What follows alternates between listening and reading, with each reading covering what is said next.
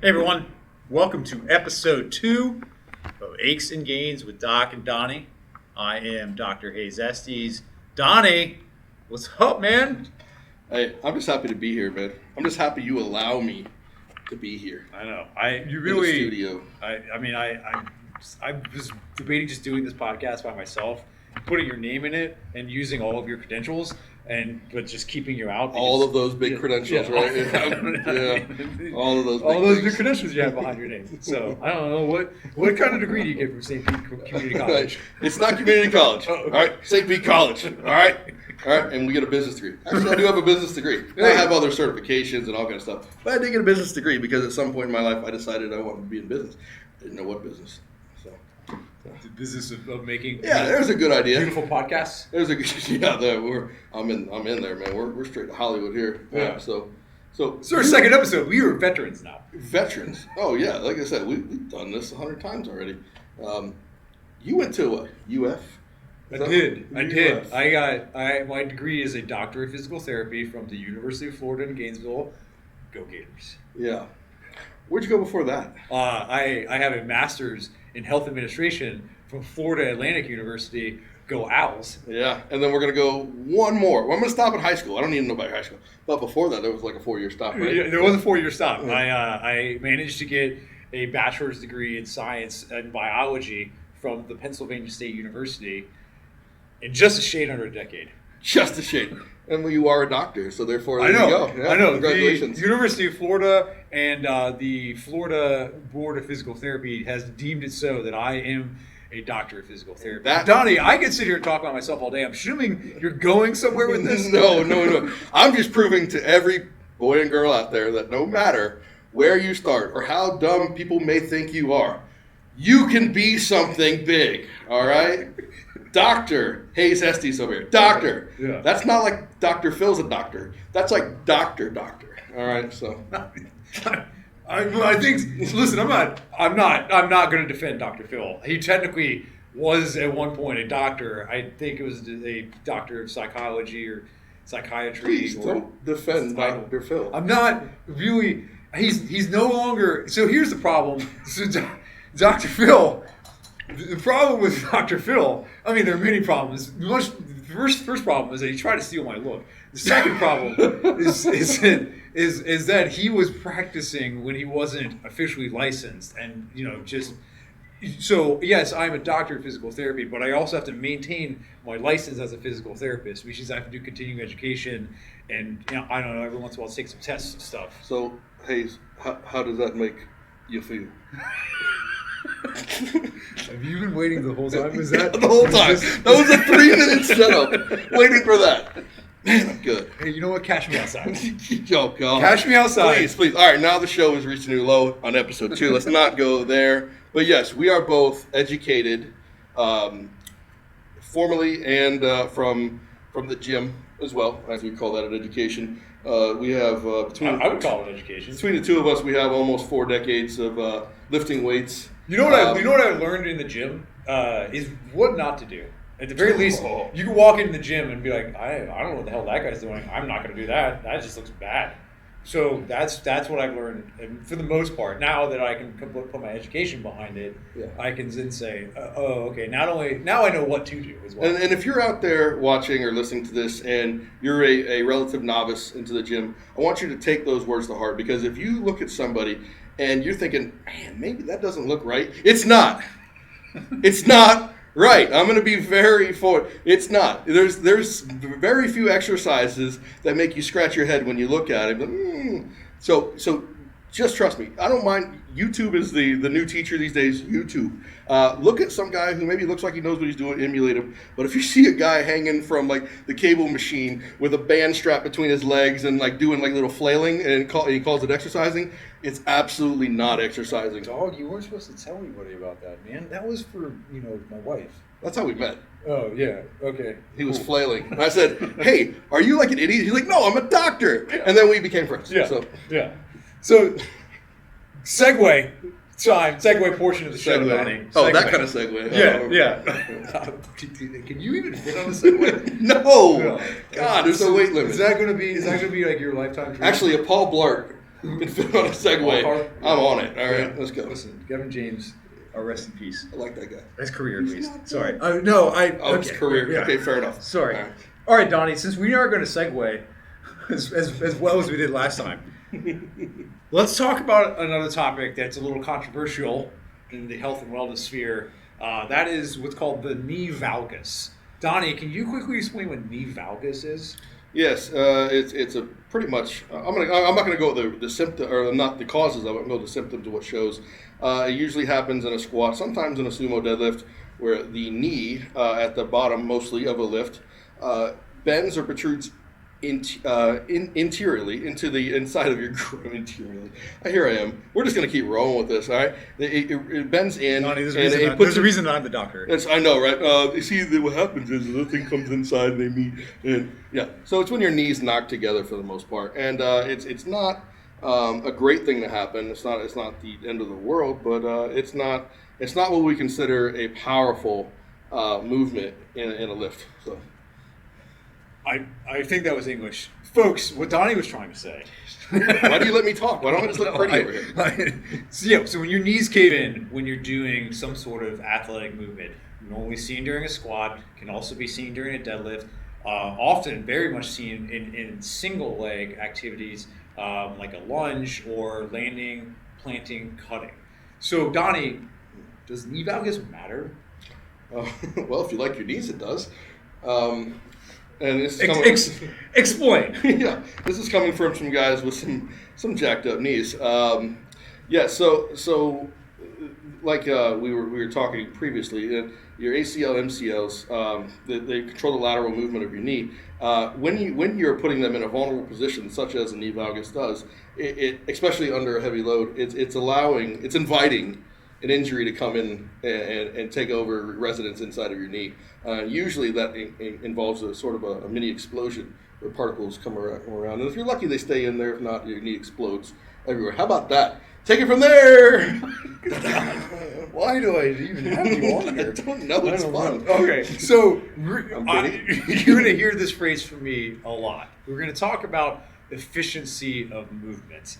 So just as we talked in the deadlift before, we talk about knee valgus, doesn't really matter. And so for my purposes, from my standpoint, as someone who is trying to prevent injuries and or rehabilitate injuries, unless you are experiencing pain with the knee valgus movement, unless there's a plateau in your performance, I don't know that we really need to address it.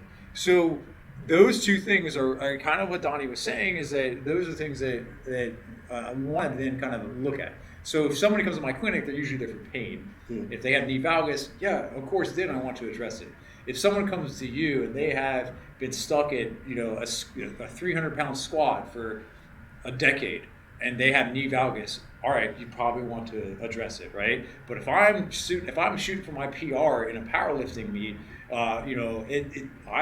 it probably doesn't matter. It might happen. It might happen. It probably will happen. Your form is breaking down. Your form is breaking down because I am maxing myself out. So hopefully injury doesn't happen at that point. And there's no guarantee that injury will happen. So that's kind of the point we're trying to make, is that there's nothing out there that says like injury is definitely going to happen because you have knee valgus. But again, if you have pain, if you have a plateau in your performance, all right, yeah, then we need to address it. So what have you seen? I know you mentioned this before, is you train a lot of people, males and females, and in between, you have seen it more like you've noticed it more so in the female population. Yeah, from my and this is purely anecdotal. This is nothing scientific. In my sphere, I've noticed it more prevalent in the female lifters. It just, I don't know why, so especially taller female lifters, to be honest with you.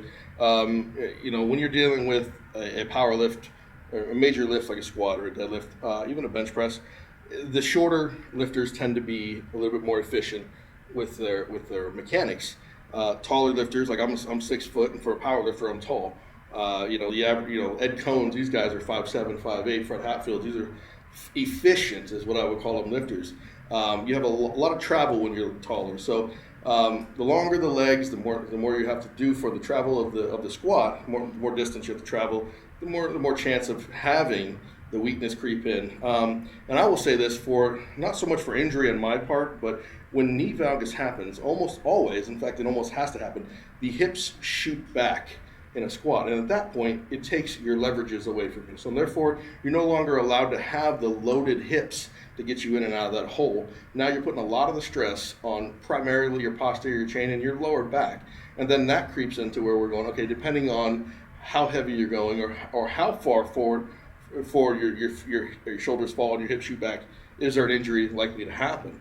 When you're coaching people, you're trying to, it's pushing the limits of human strength, especially depending on relative strength for the person. So if you get somebody that comes in that used to only squat 100 pounds and now they're squatting 300, that's pushing their relative strength pretty high. So as you go, obviously the chance of injury increases. My job is to minimize that, and I don't want to push somebody to the point where they're looking at a potential lower back issue because of their knee valgus coming in or anything like that. Yeah, you're right. I mean, you definitely don't want to purposely train into knee valgus. And the risk is not worth the reward in that sense. But again, form does not necessarily imply function. So again, if you're talking about those 1 rep maxes, you're trying to hit a new PR. Some knee valgus, it may happen. It's not the end of the world if it happens then. But if it's happening every single time, again, you have pain, you're in a plateau, you want to address it. I've seen some incredibly strong women squatting with knee valgus almost the entire rep. Yeah. And they were very successful in doing it, and for the most part injury free. So you're absolutely right. Is it ideal? Probably not. But once again, like we talked about in the previous episode about deadlifting, whatever works for you, as long as you're not experiencing the pain, like you said, or plateauing to the point where you can't excel on your lifts. So you talk about females. Hey, guess what, Donnie? I got some science to back that up for you. I know, dude. I know you're clawing. You're like, where is it? I know it's out there. I know you got it. I know you just learned to read last week, so that's why I read for you. Sure. So, systematic review in the Journal of Physical Therapy and Sport. There is a prevalence of knee valgus with a squat is more so in females as it is compared to males. Don't exactly know why, but it is more prevalent in females. Here's the thing, though, and we kind of trying to wrap this up a little bit. When is it important? So it's not as important with the squat, with the deadlift, anything where I have 2 feet on the ground, I'm in bilateral stance. It's not as important then as it is with those ballistic and plyometric movements like planting, cutting, landing from a jump. Those are things that what the research says, we definitely want to look at knee valgus in those type of movements, those type of positions, because of all of the extra force and the torque, and it's only on one limb. That's when you can say, there's a good chance that an injury might happen here. And so we have these passive structures in our bodies. We talked about discs before, and now we're talking about ligaments more so now. So your MCL, your ACL, these are passive structures. They help to stabilize the knee, but again, they're not supposed to be the main actors of stabilization. These big muscles that we have, those are the ones that are supposed to be the actors of stabilization. So, Donnie, what do you think, man? So you have a lady come into you, they got some knee valgus, what's the first thing you kind of look at? Do you say, hey, I don't know, what do you do with that?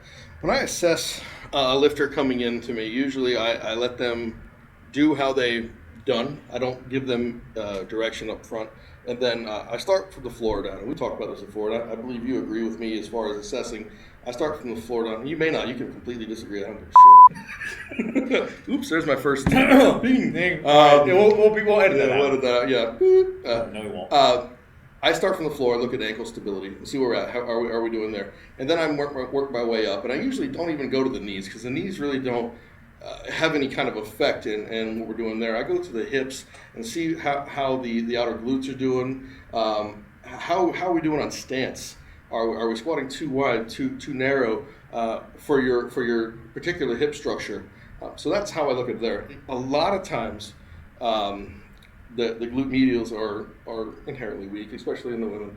They work on the maximus, they work on the pushbacks and stuff, but they forget the lateral work. And that's almost indicative of going into knee valgus during a squat if your outer glutes are weak. So Yeah. So you and I, we assess very similarly. I will start more central and work my way more distal. But you're right. I almost kind of skipped the knee. I don't skip the knee, but in the absence of an acute injury to the knee, where somebody had a pop or there's some active inflammation or swelling, I'm not really going to look at the knee that much, or at the very least, it's the last thing I'm going to look at, because the knee, more often than not, is where the pain kind of manifests. That's right. And They don't begin there. Yeah. It's usually due to some sort of dysfunction down or up the chain. Yep. So, it's more my personal. What I have kind of developed with my evaluation over the near decade that I've been doing this is my personal just kind of evaluation, where I start at the pelvis and lumbar spine, and then I kind of move out from there. So, but you made a point about weak gluteus medius, or what's called the hip abductors, the Suzanne Summers muscles. Exactly. Or was that the adductors? I don't. What is it, thigh master? Thigh master. Yeah, a little thing inside there. Oh yeah. Okay. Would you do that again for me? Yeah, we'll do it right yeah. there. Okay. Can everybody see that? Yeah. That's good. It's good Perfect. stuff. Again, we're really good for our listeners. Really Great. good. For those who are listening to this, eventually we'll put this on and you'll listen to it, and it's gonna be fantastic. You're lucky you didn't have to see that. I'm seeing more than I ever want to see right now. So there is a relationship. There is a relationship between weakness of the hip abductors, gluteus medius, and your hip external rotators when it comes to knee valgus. So, which is why we do some pure strengthening of the hip muscles. In addition, we also do a lot of core strengthening as well. I know that's a touchy subject. Ooh, we said that word, the C word. I said the C word, the 4-letter C word. Yeah. Holy, yeah. So, yeah. All right. I actually got a real quick question. Yeah. What is your take on the adductors involved in there?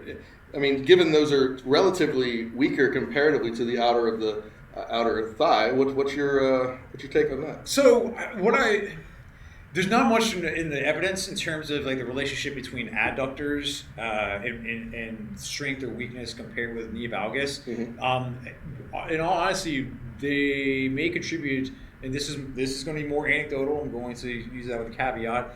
They probably contribute because they're tight. Okay. So if my adductors are tight, they're going to bring my knee closer to the central, my central line. I'm going to internally rotate my femur if I'm tight. That passes the BS meter for me. I mean, it really does. We talked at the top of the show. We talked about my esteemed educational background and how extensively, and how I somehow managed to pass the National Physical Therapy exam and practicing here in the state of Florida. Yep. So it's got to be true. Mm-hmm. It's got to be true. Mm-hmm. So I agree. All right.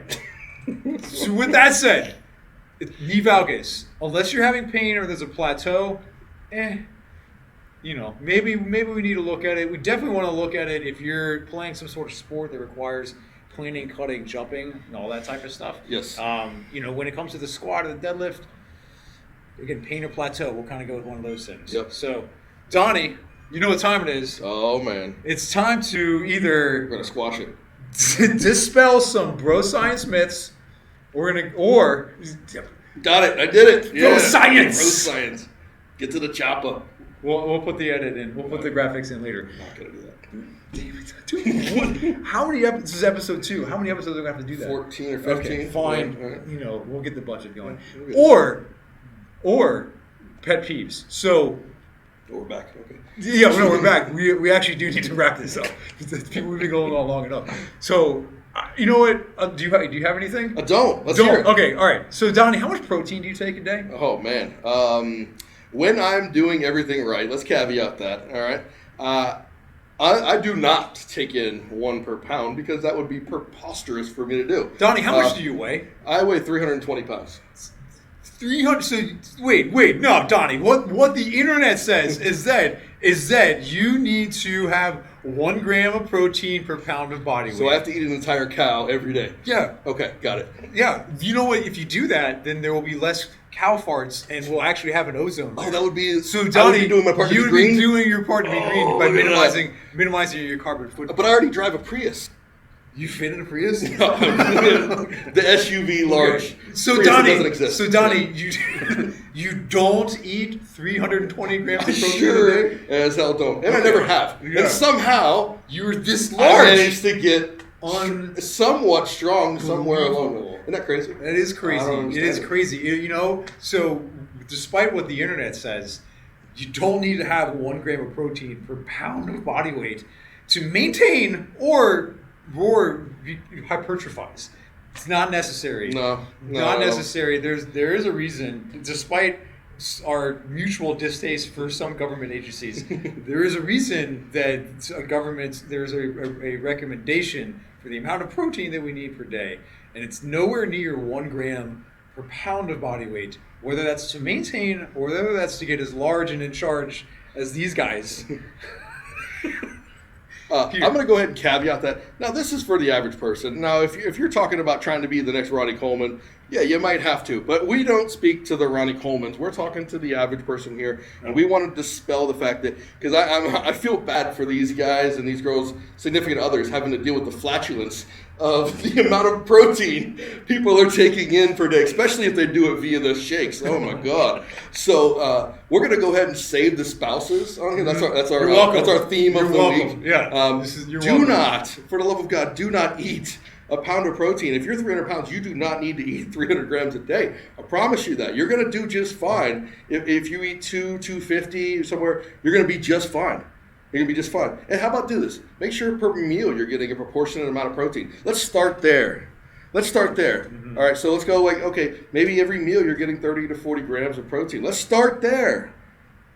And then we go from there. That's probably going to be your best bet if you want to be successful. Or just keep reading Muscle and Fitness, and eventually you'll be Ronnie Coleman. Mm-hmm. Mm-hmm. All right. And back to our sponsor of the week, bodybuilding.com. All right. Please on that note, send us stuff. On that note, Donnie, I'm going to finish up my protein shake right here. Yeah. And I got nothing else. I'm Kielbasa. going to wrap it up. You good? I'm good, man. All right. Thanks for joining us. If you enjoy this, how about you like? How about you subscribe to it on the YouTube? Donnie, where can they find you on the social media? Instagram.com/Donnie Kiernan. Facebook.com/Donnie Kiernan. You got to watch out with the slashes. People might get the wrong idea. So my name is Dr. Hayes. I'm also on the Facebook, Premier Physical Therapy and Sport Performance in Clearwater. Just type it in. Instagram @Run I'm just going to do it again. Tampa Bay. I'm good, Donnie. I hope that's not a thing. We'll see. See you on episode 3. Peace. You get your little wheels going. All right. Hey, everyone. Hamster's dead.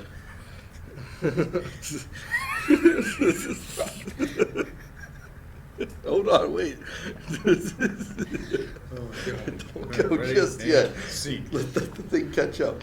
Could you think in silence? Can you not think in silence? No, I can't. All right.